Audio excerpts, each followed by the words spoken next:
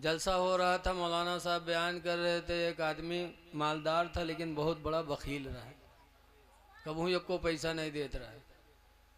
जब सुनिस कि अल्लाह के नाम पर एक देने से 10 मिलता है तो सोचिस यार सबसे बड़ा धंधा तो यही है जो मौलाना बताओ थे यार, अत्ता फायदा कौन हो तिजारत मने 1 के 10।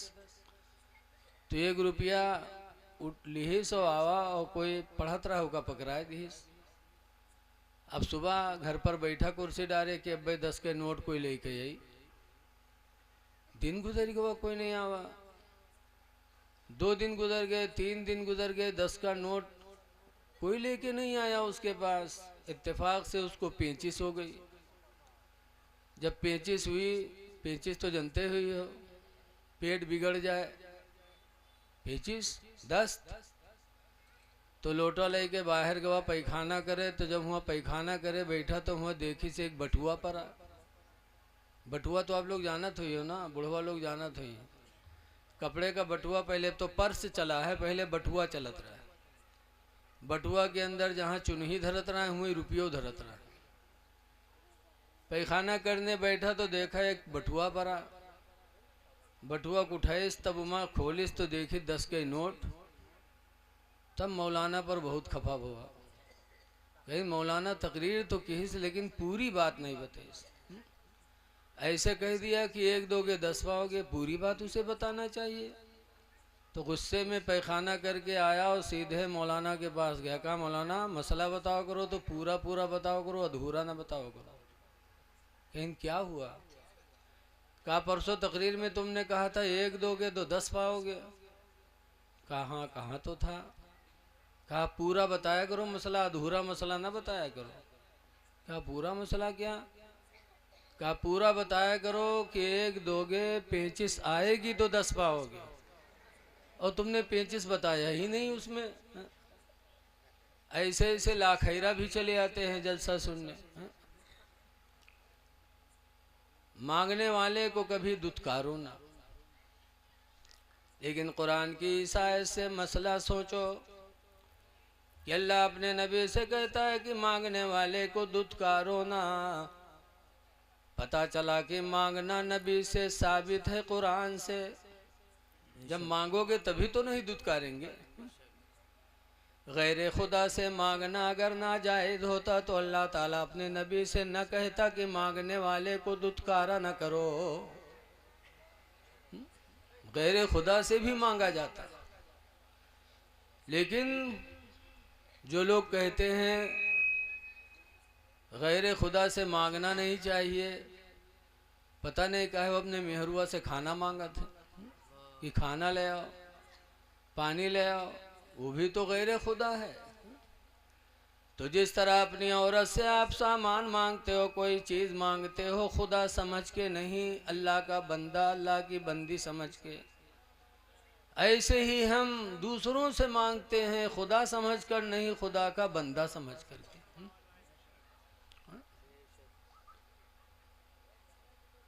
गैर खुदा से मांगना। और नबी ने लिखा है पहले ज़माने में रसूलुल्लाह से भी पहले एक हातिम था, हातिम ताई, बहुत बड़ा सखी इंसान था। उसने अपने घर के 10 दरवाजे बनवाए थे। घर में 10 दरवाजे लगाए थे चारों तरफ। हमारे तुम्हारे घर में कई के दरवाजा होते हैं, 1 और ज़्यादा ज़्यादा 2, एक आगे निकले वाला और एक पीछे भागे वाला कि कोई ज़रूरत हो तो निकल के भाग लो पीछे। और हातिम ताई के घर में 10 दरवाजे थे। किस लिए 10 दरवाज़ा लगाया था? बड़ा सखी इंसान था। उसने सोचा कि कोई मांगने वाला आए तो उसको एक ही दरवाज़ा रहेगा तो तलाश करने में दिक्कत होगी। 10 दरवाज़ा लगाए कि मांगने वाला आसानी से जिस दरवाजे पे चाहे मांग ले और उसकी हाजत पूरी हो जाए। तो एक मांगने वाला अगर मांगता एक दरवाजे से अल्लाह के नाम पर दे दे तो हातिम ताई निकलता देता। फिर वही मांगता दूसरे दरवाजे पे जाता, कहता अल्लाह के नाम पर दे दो, तो हातिम ताई निकलता फिर उसको देता। फिर वही तीसरे दरवाजे पे जाता तो हातिम ताई निकलता तो फिर देता। यहाँ तक कि एक भिखारी अगर पलट पलट के 10 दरवाजे पे जाता तो हातिम ताई मना नहीं करता, देता रहता था।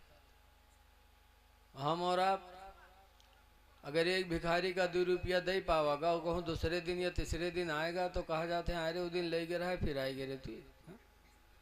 2 रुपया देकर समझते हैं कि हमने इसको माला माल कर दिया। हजरत अली शेर खुदा रदी अल्लाह ताला अन्हु से किसी ने पूछा कि अली ये बताओ कि हातिम ताई ज़्यादा सखी था या तुम्हारे नबी ज़्यादा सखी थे? तो हजरत अली का ईमान देखो, फरमाते हैं हातिम ताई सखी नहीं था, सखी तो मेरे पैगंबर ही थे। बेशक, सुभान अल्लाह सुभान अल्लाह। कहा क्यों? तो हजरत अली शेर खुदा फरमाते हैं कि हातिम ताई अगर सखी होता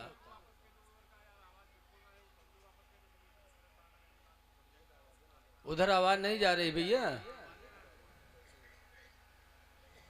तो अब करो जो करे। इतनी तेज आवाज जा रही है, वो लोग नहीं सुन रहे हैं, ताज्जुब की बात है भाई। हजरत अली कहते हैं कि सखी तो मेरे पैगंबर ही थे, हातिम ताई सखी नहीं था। कहा क्यों? हातिम ताई तो 10 दरवाजे पे पलट पलट के दिया करता था एक भिखारी को। तो हजरत अली फरमाते हैं सुनो, अगर हातिम ताई सखी होता तो जब पहले दरवाजे पर मांगने वाले ने मांगा था तो इतना दे देता कि भिखारी को दूसरे दरवाजे पर मांगने की जरूरत नहीं पड़ती। बेशक, सुभान अल्लाह सुभान अल्लाह। लेकिन वो सखी हातिम ताई देता था, लेकिन फिर वो भिखारी पलट पलट के 10 दरवाजे पे मांगा करता था। इसका मतलब कि हातिम ताई देता जरूर था, लेकिन मांगने वाले की जरूरत भर नहीं देता था। और मेरे नबी ऐसे सखी कि जिसको दिया फिर जिंदगी में उसको मांगने की जरूरत नहीं पड़ी। बेशक, बहुत सी मिसालें हैं। हजरत अबू हुरैरा रज़ी अल्लाह ताला अन्हु हैं और हजरत अनस हैं। अनस हुजूर को वजू का पानी दिया करते थे, बच्चे नहीं थे तो हजरत अनस वजू का पानी देते थे। एक दिन अल्लाह के रसूल को रहम आया, वो तो रहमतुल्लिल आलमीन थे ही, वो रहम आया और दुआ मांगी कि या अल्लाह अनस को माल और औलाद अता फरमा दे। तो सरकार की दुआ होनी थी कि अनस के घर में तकरीबन 99 बच्चे पैदा हुए। कितने बच्चे पैदा हुए? 99 बच्चे पैदा हुए। और मदीने मुनव्वरा में अनस की जो खजूर की बाग थी, सबकी बागों में साल में 1 मरतबा फल आता था, लेकिन अनस के बाग में साल में 2 मरतबा फल आने लगे। बेशक, सुभान अल्लाह। माला माल हो गए अनस। अबू हुरैरा भी गरीब सहाबी थे, हुजूर की खिदमत में थे। सरकार के घर में खजूरों का ढेर लगा था। अबू हुरैरा एक झोली रखते थे, बहुत गरीब थे, कोई देता था तो उसी में डाल लेते थे। हुजूर ने खजूर के ढेर में इसे हाथ मारा, कहा लो अबू हुरैरा। अबू हुरैरा ने झोली खोली, सरकार ने इसे डाल दिया हाथ में। अब कितनी खजूरें आई होंगी ऐसे में? 15-20 बोलो। लेकिन सरकार फरमाते अबू हुरैरा जाओ, इस झोली की खजूरें खुद खाना, अपने घर वालों को खिलाना और अल्लाह के नाम पर सदका भी करते रहना। अबू हुरैरा का बयान है कि उसके बाद मैं वो झोली लेकर के गया, खुद खाता रहा, घर वालों को दे दिया रहा, घर वाले खाते रहे और अल्लाह के नाम पर सदका करता रहा। और जब हुजूर का विसाल हो गया, हुजूर के विसाल के बाद हजरत अबू बकर सिद्दीक रज़ियल्लाहु ताला अन्हु अमीरुल मोमिनीन बने। तो 2 साल 3 महीना 5 दिन खलीफा रहे। फरमाते हैं कि हजरत अबू बकर की ज़माने खिलाफत में बराबर मैं झोले की खजूरें खाता रहा, अपने घर वालों को खिलाता रहा और खुदा के नाम पर सदका करता रहा। हजरत अबू बकर के विसाल के बाद हजरत उमर खलीफा बने। 10 साल तक हजरत उमर खलीफा रहे और उनके ज़माने खिलाफत में मुसलसल 10 साल तक अबू हुरैरा झोली की खजूरें खाते रहे, सुभान अल्लाह। घर वालों को खिलाते रहे और अल्लाह के नाम पर निकाल निकाल के सदका करते रहे।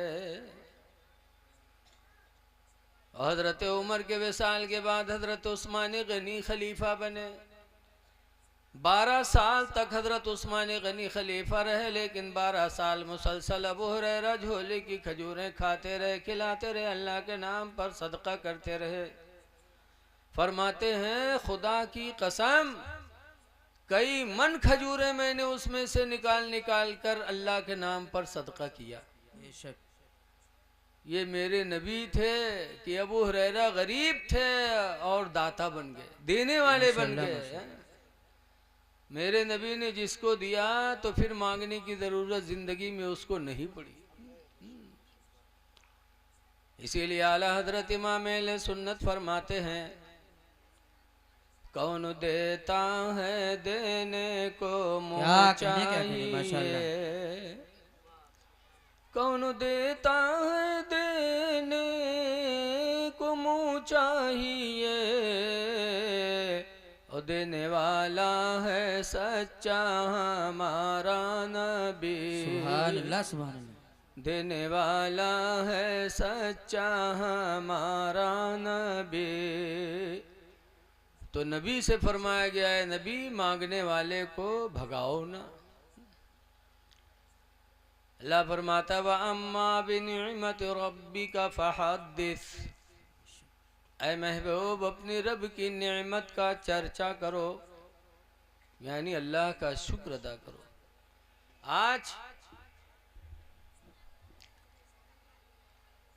हम अपने बच्चों को वकील नहीं बनाते, और जब कोई मामला होता है तो वकीलों का दामन पकड़ना पड़ता है। बोलो, अब कैसे कैसे वकील मिलते हैं, इंसान को लूट के खा लेते, सब नहीं कुछ, और इंसान थक करके बैठ जाता। ऐ लोगों, आज ज़रूरत है इस बात की कि हमारे बच्चे भी वकील बने, हमारे बच्चे इंजीनियर बने, हमारे बच्चे अधिकारी बने, हमारे बच्चे पुलिस में जाएं। लेकिन कब? जब उस लायक बनेंगे तब तो ना। ऐसा मत सोचो कि भाजपा सरकार है हमारे बच्चों को नौकरी नहीं मिलेगी। हमारे बच्चे इस लायक ही नहीं हैं। इस हुकूमत में भी, इस सरकार में भी हम लोगों के पास व्हाट्सएप पे आता रहता है कितने बच्चे ऐसे हुए जो डीएम बन गए मुसलमानों के। इस सरकार में भी डीएम बने, पुलिस में दाखिल हुए। हमारे खन्नापुरवा के बगल में मदरिया है, वहाँ के कई बच्चे पुलिस बन गए, फौज में आ गए और दरोगा भी बन गए, सब मुसलमान। तो उन्होंने मेहनत किया, तालीम हासिल की, तो अल्लाह ताला ने उन्हें वो कामयाबी अता फरमाई। तो आज हम गवर्नमेंट पे तोहमत लगाते हैं कि मुसलमानों को नौकरी नहीं मिलती, मुसलमान पढ़ता ही नहीं है, हम अपने बच्चों को पढ़ाते ही नहीं हैं। ऐ लोगों, इल्म एक ऐसी चीज है कि इंसान जब इल्म हासिल करेगा तो कोई भी दौर होगा, उस दौर में इंसान को इज्जत मिलेगी। लेकिन जब हमारे पास वो हथियार ही नहीं है तो हमको वो चीज कहाँ से मिल सकती है? इसलिए हम नफीस भाई के घर वालों का भी शुक्र अदा करते हैं कि उन्होंने अपने बच्चे को एडवोकेट बनाया। आज कम से कम हमारा कोई मामला होगा तो हमें अच्छी सलाह देंगे, हमें अच्छा मशवरा देंगे, हम दूसरे के पास भटकने से तो बचेंगे।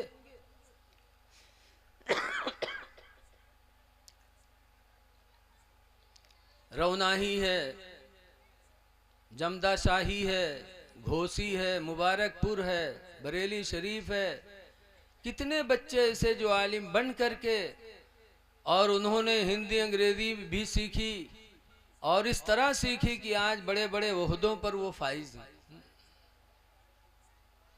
मारहरा शरीफ देखो, जहाँ से आला हजरत मुरीद हैं, वहाँ के लोग सैयद लोग और कितने ऊंचे ऊंचे पोस्ट पे हैं? तो इल्म था, इल्म की बुनियाद पर उनको कामयाबी मिली है। इसलिए अपने बच्चों को जहाँ आलिम बनाते हो वहीं कॉलेज में भेज करके प्रोफेसर भी बनाओ, वकील भी बनाओ, इंजीनियर भी बनाओ, ताकि वक्त आए तो हम किसी के मुहताज न रहें। आज डॉक्टर भी बहुत धोखा देते हैं। हमारे खन्ना पुरवा कटघर में एक साहब थे, गए दिल्ली ऑपरेशन कराने पित्त का, और उसके बाद ऑपरेशन हो गया। आए, जब उनको ज़्यादा तकलीफ हुई तो फिर उनका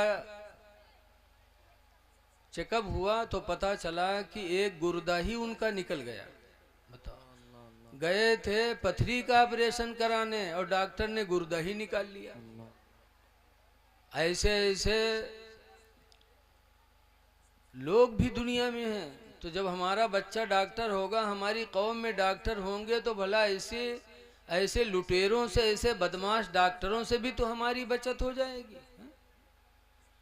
इसलिए हम बहुत खुश हैं कि अल्लाह ताला ने उन्हें ये हुनर अता फरमाया, लेकिन इसके साथ साथ दुआ है कि अल्लाह उन्हें नमाज रोज़ा की भी पाबंदी की तौफीक अता फरमाए। आमीन आमीन। बेहतर तो यही है कि मुसलमान दुनिया के साथ साथ दीन भी साथे लेके चले, तब तो कमाल है। आज ये मुबारक जलसा गौसे आदम के नाम से मंसूब है ना। हुजूर गौसे आदम रदी अल्लाह ताला अन्हु की ज़िंदगी हमारे आपके लिए नमूने अमल है। गौसे आदम सरकार क्या साबिर थे, उनके अंदर सब्र था। आज हम बेसब्रे हैं, गौस का नाम भी ले रहे हैं। गौसे पाक रदी अल्लाह ताला अन्हु बगदाद की एक गली से जा रहे थे, उधर से एक नौजवान आ रहा था। करीब पहुंचा, ना सलाम ना कलाम, आते आते गौसे आदम के चेहरे पे तमाचा मारा। तो गौसे आदम ने घुमा के दूसरा रुख पेश कर दिया, इशारा कहा लो इस पे भी लो। जब ये रुख पेश करके इशारा किया कि इस पे भी मारो, तो वो जवान हैरत में पड़ गया। कहा ताज्जुब है कि तुमको तो बदला लेना चाहिए, बजाय बदला लेने के तुमने रुख पेश कर दिया। तो गौसे पाक कहते हैं क्या बदला ले लूं, तुमने तो मेरे साथ एहसान किया। कहा मैंने क्या एहसान किया? कहा तुमने एहसान किया कि बगैर मेरे गलती के तुमने मुझे तमाचा मारा, मुझे गुस्सा हुआ, फिर मैंने गुस्सा पी लिया और मैंने सब्र कर लिया, तो सब्र की नेकी तुम्हारे वजह से मुझे नसीब हो गई। बेशक इतनी बड़ी नेकी तुम्हारे वजह से मुझे अल्लाह ताला ने दिया है। बदला नहीं, लेकिन ये ज़रूर कहता हूँ कि अगर अल्लाह ताला ने क़यामत के दिन मुझे जन्नत दिया तो बग़ैर तुम्हें साथ लिए जन्नत में नहीं जाऊँगा। सुभान अल्लाह सुभान अल्लाह। वो नौजवान हैरत में पड़ा, गौसे आदम के कदमों में गिरा और रो करके माफ़ी मांगी और गौसे आदम से मुरीद हो गया, सच्चा पक्का दीनदार हो गया। तो ये गौसे आदम की ज़िंदगी थी, उन्होंने बदला नहीं लिया। क्यों? नबी की सुन्नत पे चलते थे। अल्लाह के रसूल ने भी ऐसे सब्र किया। आज तो हमको बुलाया गया, इतना बड़ा इंतज़ाम हुआ, दावत वगैरह हुई, तब हम आए, लेकिन अल्लाह के रसूल को बुलाता नहीं था कोई। मक्का से 70 किलोमीटर पैदल चल के हुजूर ताइफ गए और ताइफ में जाने के बाद लोगों को जमा किया और अल्लाह की वहदानियत का ऐलान किया कि लोगों अल्लाह एक है, ला इलाहा इल्लल्लाह, अल्लाह के अलावा कोई इबादत के लायक नहीं है। जैसे अल्लाह की एक का पैगाम दिया, ताइफ के लोगों ने नजराना नहीं दिया था बल्कि मेरे नबी पर पत्थर बरसाए थे, और इतने पत्थर बरसाए कि मेरी नबी की पिंडलियां जख्मी हो गईं और इतना खून बहा कि जूते खून से भर गए। हुजूर बैठ गए। जो लोग साथ में थे उन लोगों ने कहा उदउ अलल मुशरिकीन, अल्लाह के रसूल इन मुशरिकों पर बद्दुआ कर दो, हिलाक हो जाए, पत्थर मारने वाले बर्बाद हो जाएं। लेकिन हुजूर ने हाथ उठाया तो बद्दुआ नहीं की, बल्कि हदीस में मेरे पैगंबर ने कहा था अल्लाहुम्मा यहदी कौमी, अल्लाह मेरी कौम को हिदायत दे दे, फ़इन्नहुम ला यालमून, इसलिए कि ये मुझे पहचान नहीं पा रहे हैं। अल्लाह मेरी कौम को हिदायत दे दे। इसीलिए कहने वाले ने कहा है कि सलाम उस पर कि जिसने बादशाही में फकीरी की, सुभान अल्लाह सुभान अल्लाह। और सलाम उस पर कि जिसने गालियां सुनकर दुआएं दी। तो ये लोगों सब्र करो, सब्र मेरे नबी ने किया। आज आप पर जुल्म हो रहा है, आपको सताया जा रहा है, आप सब्र करें। सब्र का अंजाम बड़ा अच्छा होता है। सब्र करोगे इंशाल्लाह कामयाब हो जाओगे। जालिम की जिंदगी बहुत थोड़ी होती है। जुल्म करने वाला हमेशा कामयाब नहीं रहता, साबिर ही इंसान हमेशा कामयाब रहता है। इसलिए सब्र की ज़रूरत है, बहुत गौर व फिक्र की ज़रूरत है कि हम किस तरह ज़िंदगी गुजारें। आज हमारा माहौल इस्लामी माहौल से अलग होता जा रहा है। ये एहसान नहीं सोचते कि हमको अल्लाह ताला ने आसानी से इस्लाम दे दिया। मुसलमान घर में पैदा हो गए, अब्बा अम्मा मुसलमान, लड़का भी मुसलमान। अगर यही इस्लाम मेहनत से मिला होता तब आपको इसका एहसास होता। आज सीने तान के हम कहते हैं मुसलमान हैं, और मुसलमान हो कि नहीं कम से कम सोचो